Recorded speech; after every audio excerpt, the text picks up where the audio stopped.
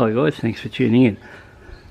Just thinking this might be the last day I'll get a chance to kick this Triumph in the guts and give it a bit of a run up and down the road. So I think the transport driver will be here maybe tomorrow or definitely Tuesday to pick up this machine and cart her off. So what I might do is start her off, take her out front, give her a run down the road, back over and see how it echoes over the hills with that smart looking arrow exhaust on it. Like I said, the party's over to this bike and the new Street Scrambler's arriving, so you know, you say, have I got any attachment to this bike, or you know, any bad or any sort of, you could say, feelings from the heart that it's going, and should I keep it or should I have kept it a bit longer or something like that? Nah, I don't care. Either way, they're only bikes, they just come and go all the time, and I've got really no attachments to motorbikes as far as like loyalty goes, as you know, like this is going to be the one I'm going to keep forever or something like that. They're just a means of transport or a bit of enjoyment. I get on, go for a ride, ride them until the novelty wears off, and then jump on something else and take it for a run. Didn't actually happen with this Triumph, but one thing I will say about the short trips I did do on this Triumph was enough to kick me off into adventure to say, if this bike is this good in the areas what I thought, like performance wise, and how it you know, like plant itself out along the road and cruised along nicely, it'd have to be that much better if I upgraded to a new model. So that's exactly what I did after that. Got on YouTube like all you guys do, did a bit of research on the newer models, found out the newer models have got that much more improvement over this particular model. Just like as if you were researching, you know, a Honda or a Kawasaki or Yamaha or anything else, and you find out the new model's far improved than the old. And the best idea is to, you know, depend on your finances I suppose, but the best idea is, if you're in a position to do it, just upgrade, buy one and go out and find out and see whether the guys who are testing the bikes were telling you crap, or whether they are really as good as what they are. And I think next week when I pick up this new Triumph, or when it arrives here, I'll be out there giving that a bit of a test and see how things go, and we'll see if it's any good or not. So meanwhile I might do a bit of a run out the back and we'll see how this echoes over the hill compared to when I bounced over that hill with a Royal Enfield single. So it'd be interesting to see how this arrow sounds on a take off from the stop sign when it goes over the hill, and we'll stay tuned and we'll have a listen.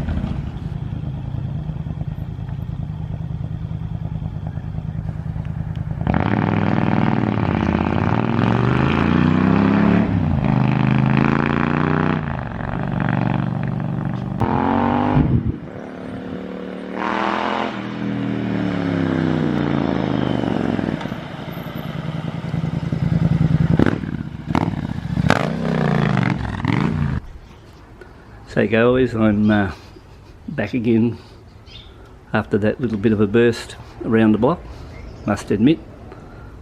Sound wise and how this bike performs up along the straights and that, yeah, this is a pretty good bike to ride.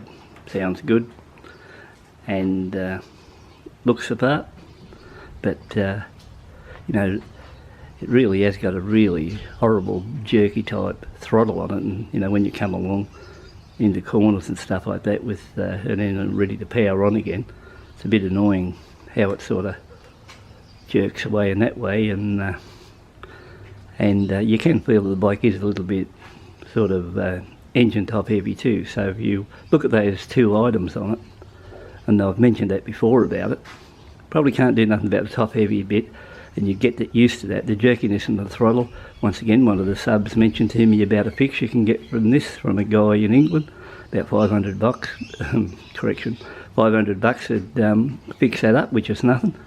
And if I was keeping this bike, the first thing I'd do now would seriously just go ahead and go for this. I think it's a stage 2 repair or something, where they come in and you buy this kit where I think it goes through the ECU and smooths it all out in that line, because as far as that goes, you know, if you said which is the most annoying little bit, being a little bit of a top heavy motor or the sort of surging when you drop back through the gears and then apply throttle.